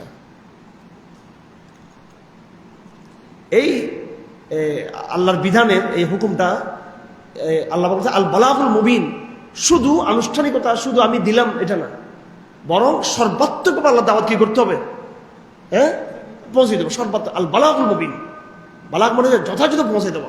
মুবিন মানে প্রকাশ্যে স্পষ্ট হবে। তারপর আল্লাহ পাক এখানে ইসলামী খেলাফতের কথা বলছেন, যারা ইমানদার হবে, আমল সালেহ করবে, আল্লাহ পাকের ওয়াদা আছে, আল্লাহ পাক জমিনে কি করবে, তাদেরকে খেলাফত দিবে, এবং তাদেরকে তামকিন দিবে, ক্ষমতা দিবে তাদেরকে, এবং তাদের যে ভয়ভীতি এটাকে দূর করে দিয়ে তাদের নিরাপত্তার ব্যবস্থা করে দিবে। এরপর আল্লাহ পাক সালাত কায়েমের কথা বলছেন। তারপর আবার সামাজিক আদাব, আমরা কারো ঘরে অনুমতি ছাড়া প্রবেশ করবো না, অনুমতি নিয়ে প্রবেশ করবো, বিশেষ করে 3টা সময়। ফজর নামাজের আগে বিশ্রাম, যখন মানুষ, ওই সময় মানুষ প্রাইভেট অবস্থায় থাকে, কারোর রুম আমরা ঢুকবো না। হ্যাঁ, তারপর জোহরের পরে যখন মানুষ বিশ্রামে যায়, কারোর রুম কামরা আমরা প্রবেশ করবো না। এশার নামাজের পরে আমরা পড়বো। এই 3টা সময় হচ্ছে মানুষের প্রাইভেট সময়। আফটার এশা, ফজর বিফোর ফজর, আফটার কি যে জোহরের পরে বিশ্রামের সময় অনুমতি স্যার আমরা ঢুকবো না এইভাবে। হ্যাঁ, যারা ঘরের সদস্য তারা সমস্যা, তারা নিজেদের মধ্যে থাকতে পারবে, ঘুরতে পারবে। মেয়েরা যারা ঘরে আছে তারা ঘরে তাদের কাপড় চোপড় কি করতে পারবে, বদলাতে পারবে। তবে তারা বেশি সাজসজ্জ করে নিজেরা বাইরেতে পারবে না। যারা অন্ধ, যারা অসুস্থ, পর্দার ব্যাপারে এদের বিধান শিথিল। তারপরে তুমি যে কোনো জায়গায় খেতে পারবা, হ্যাঁ, খালার ঘরে, ফুফুর ঘরে, মায়ের ঘরে, হ্যাঁ, মামার ঘরে খেতে পারবা, হ্যাঁ, বন্ধুদের ঘরে খেতে পারবো, সমস্যা নেই। তোমরা এখন খেতে পারবা, আলাদা খেতে পারবা। তারপরে জমাতবদ্ধ জীবন, তোমরা যারা থাকবা জমাতবদ্ধ থাকবা, তোমরা বিচ্ছিন্ন হবে না। এবং একজন আমির থাকবে, আমির অনুমতি ছাড়া কেউ জমাত থেকে তোমার বিচ্ছিন্ন হবে না। আল্লাহ বলেন মুমিন হচ্ছে তারাই যারা আল্লাহ রসুলের সাথে যারা ঐক্যবদ্ধ থাকে।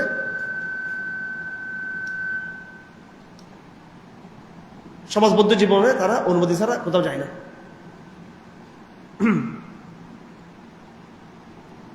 আল্লাহ রসুল যারা বিরোধিতা করবে, মানবে না, তাদেরকে বড় ধরনের ফিতনা, তাদেরকে গ্রাস করবে। এইভাবে সূরা নূর শেষ হলো। এবার সূরা ফুরকান, ফুরকান মানে হক বাতিলের পার্থক্য। তাবারাকাল্লাযী নাযালা ফুরকান আলা আবদিহি লিয়াকুনা লিল আলামিন নাযীরা। এই সূরার মধ্যে কাফেরদের বিভিন্ন সন্দেহের জবাব দিয়েছেন আল্লাহ পাক। কাফেররা এটা বলে, তার উত্তর এটা। কাফেররা কি বলে? এই সূরাতে কাফেরদের বিভিন্ন অভিযোগের উত্তর দেওয়া হয়েছে। ওয়াকাল আল্লাযীনা কাফারু ইন হাযা ইল্লা ইফকুন ইফতারাহ। কাফেররা বলে যে এটা হচ্ছে বানানো গল্প। ওয়াকালু আসাতিরুল আউয়ালিন, এগুলা কিংবদন্তির কাহিনী। তুমি বলে দাও কুল আনজালাহুল্লাযী ইয়ালামু সিররা ফিস সামাওয়াতি ওয়াল আরদ। না, সেরকম না। ওই রবের বক্তব্য এটা, যিনি আসমান জমিনের গোপন বিষয়গুলো তিনি জানেন। কাফেররা আরো বলে আরেকটা অভিযোগ কাফেরদের, যে এটা কেমন রসুল, বাজারে হাটে রাস্তায় যায়, কাপড় চোপড় পরে, হ্যাঁ, আবার খাবার দাবার খায়, এটা কম ধরে ইয়ে। ফেরেশতা আসে আমাদেরকে এই করতে পারে নাই?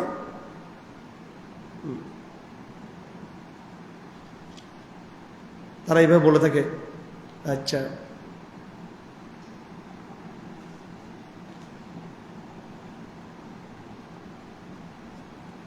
কোরআন আসলে বোঝানো সম্ভব দারাজ দিয়ে, কোরআন দারাজ দিয়ে বোঝানো সম্ভব। আর এই অল্প সময়ে পুরো একটা বঙ্গোপসাগর আমি একটা জগের ভিতরে নিয়ে আসতাম এখানে। এগুলা দারাজ হচ্ছে একটা ইন্টারাকশন, একটা সাহস দেবো আপনাদেরকে, যে আপনারা দেখে নেবেন। এখানে অনেক কথা, এগুলো দেখে নেবেন। সূরা ফুরকান এবং আল্লাহ সুবহানাহু ওয়া তাআলা এখানে ওই আয়াতটা বলছেন কিয়ামতের দিন রসুল বিচার দিবেন যারা কোরআন মানে নেই। ওয়াকাল রাসূলু ইয়া রাব্বি ইন্না কওমি ইত্তাখাযু হাযা কুরআনা মাহজুরা। আল্লাহ রসুলের বিচার দিবেন। এরপর নবীদের কাহিনী আছে এখানে। হযরত নূহ আলাইহিস সালামের কথা এখানে আসছে।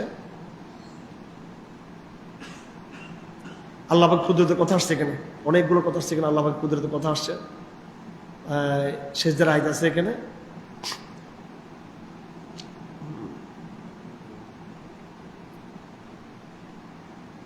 নেককার বন্দাদের গুণাবলী আসছে। যারা আল্লাহ যারা নেককার বন্দা, জমিনে তারা বিনয়ের সাথে চলে। জাহেলরা তাদেরকে কি করলে, হ্যাঁ, উস্কানি মারলে, কি মারলে, হ্যাঁ, অনলাইনে অফলাইনে সব জায়গায় তাকে বিরক্ত করলে তারা বলে সালাম ভাই, আমার মাফ চাই। তারপরে তারা কি করে, রাতের বেলা তারা ইবাদত করে সেজদা অবস্থায়, দাঁড়ানো অবস্থায়। তারা ইমানদার লোকের দোয়া করে, রব্বানা সিরিফ আন্না আযাবা জাহান্নাম, বলেন রব্বানা সিরিফ আন্না আযাবা জাহান্নাম ইন্না আযাবাহা কানা গরামা। হে আল্লাহ, আমাদেরকে জাহান্নামের ভয়ঙ্কর আযাব থেকে, এটা পুরো লস, এটা ক্ষতি, এই আযাবটা আমাদের কি করেন, আমাদেরকে রক্ষা করেন। ইন্নাহা সাআত মুস্তাকাররা ওয়া মুকামা, জাহান্নাম ভয়ঙ্কর ঠিকানা। নেককারদের হলো তারা ইনফাক করবে, তারা খরচের মধ্যে সীমা লঙ্ঘন করে না, এবং তারা কার্পণ্য করে না। তারা মাঝামাঝি অবস্থায় থাকে, আল্লাহর সাথে তাকে কেউ শরীক করে না, কাউকে তারা হত্যা করে না, তারা ব্যভিচার করে না, তারা মিথ্যা সাক্ষী দেয় না। আরেকটা দোয়া আছে মুত্তাকিদের দোয়া। প্রত্যেকে দোয়া করবেন আল্লাহ যেন নিজেদের সন্তান সন্ততির মধ্যে নিজেদেরকে আল্লাহ যেন মুত্তাকিদের ইমাম বানিয়ে দেয়। যাদের পরিবার আছে, রব্বানা হাব লানা মিন আজওয়াজিনা ওয়া যুররিয়াতিনা কুররাতা আয়ুন, এটা ওই সমস্ত ভাই বোনদের জন্য এই দোয়াটা।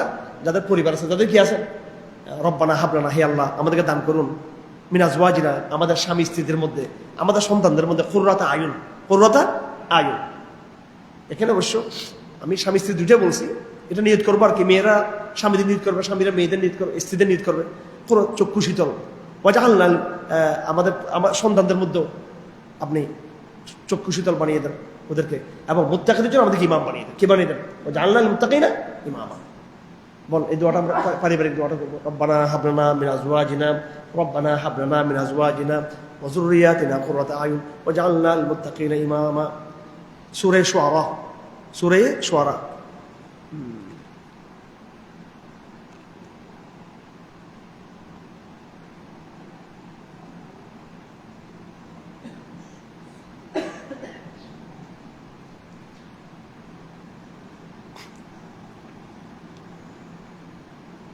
সূরা শুআরা এটা নবীদের কাহিনী দিয়ে শুরু।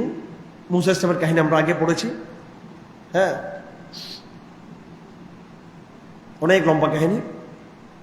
তারপরে ইব্রাহিম ইসলামের কাহিনী আছে এখানে, ইব্রাহিম ইসলামের দোয়া আছে এখানে।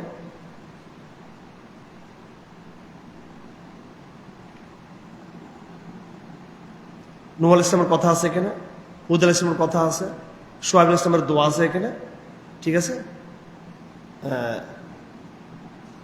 হুদ আলাইহিস সালামের সভ্যতা, এটা বিরাট এক পাহাড় কেটে কেটে, পাথর কেটে কেটে তারা বিরাট সভ্যতা বিনির্মাণ করেছিল। আল্লাহ পাক নবীদের কাহিনী আল্লাহ পাক সূরা শুআরার মধ্যে বলছেন।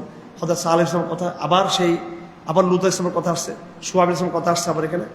ঠিক আছে, এইভাবে নবীদের কাহিনী। সূরাত শুআরা পুরা নবীদের কাহিনী। হ্যাঁ, তো শুআরা মানে কবি। শুআরা মানে কি? কবি। তো নাম দিয়েছে শুআরা, কবি, কিন্তু এখানে শুধু কবিদের আলাপ করা হয়নি, কাদের আলাপ করা হয়েছে? নবীদের। তো কবিদের কথা আসছে একটা আয়াত আসছে, এদেরকে গালি দিয়েছে আল্লাহ পাক। ওয়াশ-শুআরা ইয়াত্তাবিউহুমুল গাবুন। পথভ্রষ্ট যারা কবি তাদের অনুসরণ করে কারা? পথভ্রষ্টরা। কারা? পথভ্রষ্টরা। কবিতা আল্লাহ বিবর্জিত কবিতা। ঠিক আছে, রবীন্দ্রনাথ ঠাকুর সহ যাদের তৌহিদ ছিল না, যাদের কি ছিল না? তৌহিদ ছিল না। ওয়াশ-শুআরা ইয়াত্তাবিউহুমুল গাবুন। বসে বসে বিনোদন করা, বসে বসে কি করা? বিনোদন করা। একটা মেয়ে দেখছে, ওইটা একটা বানায় ফেলছে। সমুদ্রের ঢেউ দেখছে, এটা বানায় ফেলছে। নিজের মন চাইছে, মন মতো নিজের মন। এদের সাহিত্য হচ্ছে নিজের মন। আর কি সাহিত্য মানে কি? নিজের মনকে প্রেজেন্ট করছে। আর এটা নিয়ে আমরা পাগল হয়ে গেছি। এদের আমরা কবিতা পড়বো নাকি আমরা কোরআন পড়বো? তারা আল্লাহ বলে, তুমি কি দেখো নাই এরা প্রত্যেক প্রান্তে প্রান্তে উদ্ভ্রান্তের মধ্যে ঘুরে? এটা বলে আল্লাহ সুবহানাহু ওয়া তাআলা এদের কথা বলছেন। এরপর হচ্ছে সূরাতুন নামাল।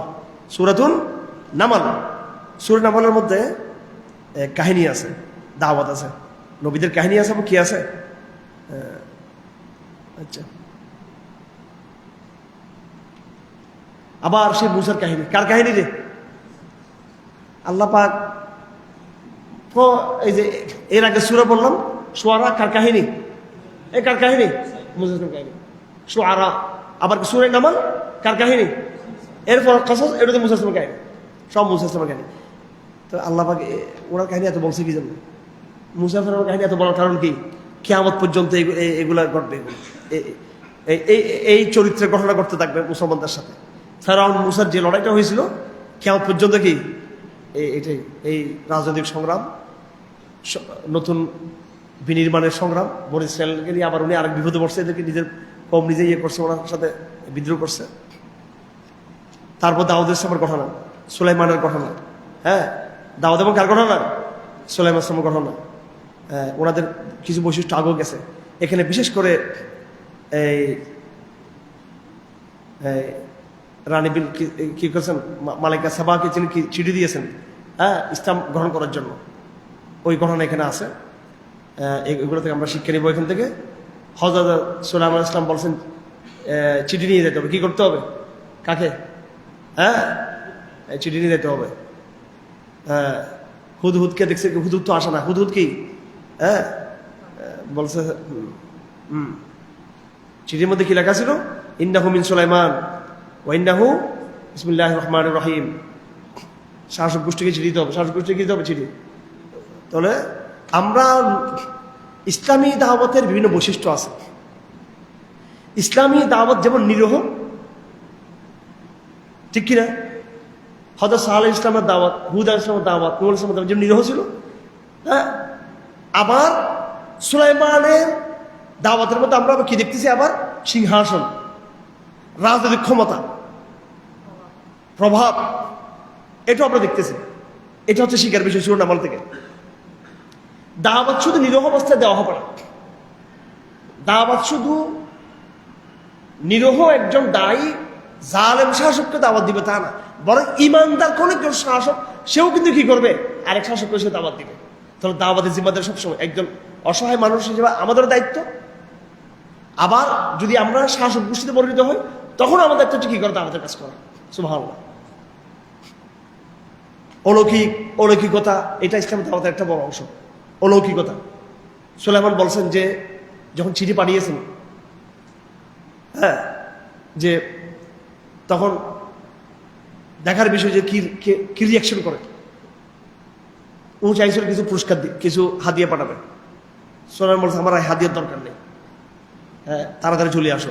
মিটিং করছে কি করা যায়, সাবার রানী, হ্যাঁ, সবাই বলতো আমরা যুদ্ধ করবো, বলতো না যুদ্ধ করে পারবো না, এরা যখন ঢুকবে একবার সবাই মেসাকার করে দিবে। সুলাইমান আসলাম দিকে বললেন এরা তো চলে আসবে, আমার আল্লাহ তাআলা ওয়ালিয়া অতুল মুসলিমের আমার চিঠি পাওয়ার সাথে রওনা দিবে, এখানে চলে আসবে এখানে।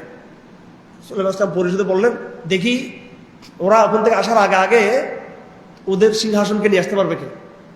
জিন মিনাল জিন, জিন বলল আপনার এই অধিবেশন শেষ হওয়ার আগে আমি তাদেরকে কি করব, নিয়ে আসবো।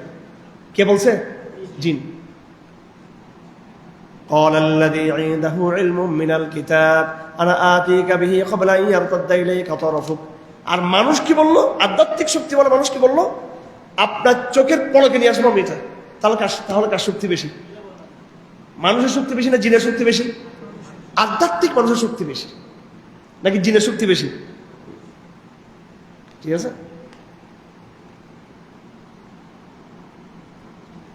পুরা সুলাইমান ইসলামের কাহিনী এখানে আছে। তারপর শেষ পর্যন্ত সে কি বললো, আমি আর বাকিগুলো কোরআন লেখা আছে দেখে নেবেন, আপনারা তর্জমা দেখে নেবেন। সুলাইমান সে বললো قال رب إني ظلمت نفسي وأسلمت مع سليمان لله رب العالمين। দাওয়াত দেওয়ার মধ্যে কতগুলো সাইকোলজিক টেকটিক্স আছে। আমার সুইমিং পুল ছিল পানির, ওখানে সীসা পানির উপরে কি লাগিয়ে দিছে, সীসা। পানি তো ইয়ে করতেছে, দেখা যাচ্ছে পানি, কিন্তু উপরে কিন্তু কি আছে, সীসা। বিলকিস আস্তে করে কি করছে, কাপড়টা এইভাবে পানিতে নামার জন্য কি করছে। আচ্ছা, এই কাহিনী কোরআনে বলার উদ্দেশ্যটা কি? এটা তো একটা মনে হচ্ছে একটা বিনোদনমূলক কাহিনী কথা নাকি? এটার সাথে এখানে আমাদের লাভটা কি, এখানে আমাদের শিক্ষাটা কি? শিক্ষা হলো বিলকিসের মতো একটা অভিজাত, অহংকারী এবং আভিজাত্য এবং বিলাসী, ঠিক কিনা, বিলাসী শাসক, আরাম আয়েশ, যে দেখো তোমার বিলাসী এগুলো দেখো, আমার সামনে কিছুই নাই এগুলো বিয়ে, হ্যাঁ, তোমার কি বিলাসিতা, তোমার চেয়ে কত বেশি আমার কাছে। তো মাঝে মাঝে এগুলো এদেরকে দেখাইতো, কি দেখাতো এদেরকে, ঠিক কিনা? ও তার মানে সব নবী দেখাইছিল নাকি? সব নবীরে কেটে দেখাইছিল? বেশিরভাগ নবীদের দাওয়াত ছিল নিরহ দাওয়াত। মাঝে মাঝে কিছু দাওয়াত কি করতে হবে, কিছু কিছু দাওয়াত হবে কি এলিট দাওয়াত হবে, কিছু কি হবে স্যার তোমার গরিব মিসকিন মনে করে, কি মনে করে, সারা বছর চলবা কিরে নর্মাল দাওয়াত দিবে, হঠাৎ করে একদিন দেখাই দিবে যে তুমি কি জিনিস এটা। নিজেদের মধ্যে না, নিজেদের লোকদেরকে, ইসলামপন্থীদেরকে, কাকে কাকে, যারা অনইসলামিক, যারা ইসলামিক ভাবধারা যারা লালন করে না, অথবা মুসলমানদের মধ্যে যারা হীনমনা, যারা দুনিয়াকে বড় বড় মনে করে, তারা তো বলতে আমার কিছু আছে দেখাই দিবে। হ্যাঁ, তো সুলাইমান ইসলাম এটা একটা সাইকোলজিক বিষয় দাওয়াতের, যে দেখো তুমি যে মনে করতে যে আমরা দরবেশ টরবেশ মানুষ, তুমি নিজে কত বিলাসী অভিজাত মনে করতে, দেখো এখানে হাঁটো, তাহলে আমার শিল্প, আমার শৈল্পিক শক্তি কতটুকু দেখো। তো কোরআনে কারীমে লেখা আছে কত সুন্দর। তারপরে বিলকিস বুঝে গেল, হায় হায় রে, আমি তো সব দিক থেকে গিয়ে শেষ, সব দিকে কি সিংহাসনও হারে গেলাম, বুদ্ধির মধ্যে হারে গেলাম, কি মানে হারে গেল। এখানে হচ্ছে একটা তাকে সুলাইমান ইসলাম তাকে বিলকিসকে কি করে, মালাকা রানীকে কি করছে, রানী তো বলবো না আমরা, অর্থাৎ ওই যে সাবার রানী, ঠিক আছে, ওনাকে কি করলো, মনস্থ দিব পরাজিত করছে তাকে। শুধু যে এখানে সুলাইমান যে সুলাইমান ইসলাম যে এখানে তার বড়ত্ব দেখাচ্ছে তা না, একটা বুদ্ধি, একটা মানে তাকে একটা বুদ্ধি দিয়ে একটু কি করে দিল। তো সুতরাং আপনি যখন একটা বিরুদ্ধবাদী সমাজে কাজ করবেন, এই বিরুদ্ধবাদী সমাজের মধ্যে যাদের এরোগেন্সি আছে, অহংকার আছে, তাদের অহংকারকে দমানোর জন্য আপনাকেও মাঝে মাঝে কিছু যুক্তি দিয়ে এমন কিছু টেকটিস আপনি নিতে হবে যেটা দ্বারা সে কি হয়ে যাবে আপনার সামনে, সে বোকা বোকা বোকা কি হয়ে যাবে, সে বোকা হয়ে যাবে। সে এগুলো কি সবসময় করবো আমরা? এগুলো আমরা সবসময় করবো? এটা একটা ছোট্ট একটা ঘটনা। যাই হোক, ফিনিশিংটা আবার কি, এবার সে ঘোষণা দিল ইন্নী যালামতু নাফসি ওয়া আসলামতু মা সুলাইমান বিসমিল্লাহি রাব্বিল আলামিন। আমি ইসলাম গ্রহণ করলাম। আমি কি গ্রহণ করলাম? আমি একটা শব্দ আগে বলেছি, ইসলামটা সব যুগে ছিল। সব যুগে কি ইসলাম একটা ইউনিভার্সাল ওয়ার্ড, সর্বজনীন শব্দ।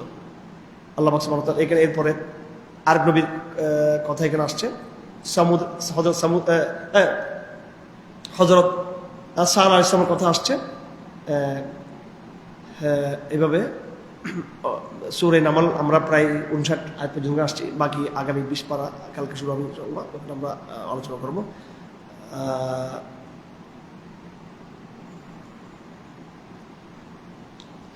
তো আজকে যে 59 আয়াত তেলাওয়াত হয়েছে এখানে সূরা নামলের, এই পর্যন্ত কাহিনী শেষ। এ পর্যন্ত কি শেষ? বিভিন্ন কাহিনী, মুসা আলাইহিস কাহিনী। সূরা নামলের বৈশিষ্ট্য হলো এখানে বিস্তারিত আসছে কার কথা? হযরত সুলাইমানের দাওয়াতের কাহিনী আসছে বিশেষ করে এখানে। তারপর বিশেষ করে শেষ আসছে কার কথা? হযরত সালেহ আলাইহিস সালামের কথা আসছে এখানে। ওনার বিরুদ্ধে যে চক্রান্ত করা হয়েছিল, ওনাকে মেরে ফেলার চক্রান্ত করা হয়েছিল। কি করা হয়েছিল? ওনাকে হত্যা, যে রাত্রেবেলা আমরা কি করবো, ওনাকে মেরে ফেলবো। আল্লাহ কি বলছেন? ওয়ামাকারু ওয়ামাকরা ওয়ামাকারনা মাকরা। মাকার শব্দ মনে রাখবেন সবাই, এটা শেষ শব্দ আমার। কোরআনিক একটা টার্ম হলো মাকার। আপনাকে যখন হত্যার ষড়যন্ত্র হবে, গ্রেপ্তার করার ষড়যন্ত্র হবে, আপনাকে মেরে ফেলার চক্রান্ত হবে, আল্লাহ কিন্তু আপনাকে হেফাজতের জন্য পাল্টা একটা চক্রান্ত করে আপনাকে রক্ষা করে আপনার শত্রুদেরকে মেরে ফেলে ধ্বংস করে দেবে। আল্লাহ পাক এই ওয়াকারু ওয়াকরাম এই শব্দগুলো বলছেন হযরত ঈসা আলাইহিস সালামের ক্ষেত্রে বলছিলেন। কার ক্ষেত্রে? ঈসা। ওয়ামাকারু ওয়ামাকারু ওয়ামাকারু ওয়ামাকারাল্লাহ ওয়ামাকারু ওয়ামাকারাল্লাহ আল্লাহ খায়রুল মাকিরিন। আর এখানে বলতেছেন কার ক্ষেত্রে? হযরত সালেহ আলাইহিস সালামের ক্ষেত্রে। ওয়ামাকারু মাকরা, তারা ভয়াবহ চক্রান্ত করলো। ওয়ামাকারনা মাকরান, আমি চক্রান্ত করছি। ওয়াহুম লা ইয়াশউরুন, আমার এরা টেরও পায় না। এরা কি টেরও পায় না? তো সুতরাং ইসলামী দাওয়াত প্রোটেক্টেড বাই আল্লাহ সুবহানাহু ওয়া তাআলা। আল্লাহ counter conspiracy, counter tactics. You have tactics, also আল্লাহ have counter tactics. You have strategy, also আল্লাহ হ্যাভ এ কাউন্টার স্ট্র্যাটেজি। তুমি করবার কনস্পাইরেসি, মাই আল্লাহ হ্যাভ কাউন্টার কনস্পাইরেসি। ঠিক আছে? শব্দ হচ্ছে মাকার, শত্রুদেরটা হচ্ছে মাকার, ষড়যন্ত্র, আল্লাহ হচ্ছে কাউন্টার। তো নবীদের সব কাহিনী শেষ হলো একটা সুন্দর একটা বাক্য দিয়ে। কি? কুলিল হামদুলিল্লাহ ওয়া সালামুন আলা ইবাদিহিল্লাযীনা ইসতাফা আল্লাহু খায়রুন আম্মা ইউশরিকুন। অথবা তুমি বলো নবীদের কাহিনী শেষ হওয়ার পরে সমস্ত প্রশংসা আল্লাহর, এবং সালাম বর্ষিত হোক তাদের উপরে যারা আল্লাহ নির্বাচিত করেছেন তাদের বান্দাদের মধ্যে। হ্যাঁ, আপনি বলুন আল্লাহ উত্তম নাকি যারা শিরক করে। তবে শেষ আয়াত হচ্ছে এটা। কাহিনীর পরে সূরা শেষ হয় নাই, পারা শেষ হয়েছে। নবীদের কাহিনীর পরে শেষ কথা হচ্ছেন কুলিল হামদুলিল্লাহি ওয়া সালামুন আলা ইবাদিহিল্লাযীনা ইসতাফা আল্লাহু খায়রুন আম্মা ইউশরিকুন। সাদাকাল্লাহুল আযীম। সুবহানাল্লাহি ওয়া বিহামদিহি আশহাদু আল্লা ইলাহা ইল্লা আনতা আস্তাগফিরুকা ওয়া আতুবু ইলাইহ।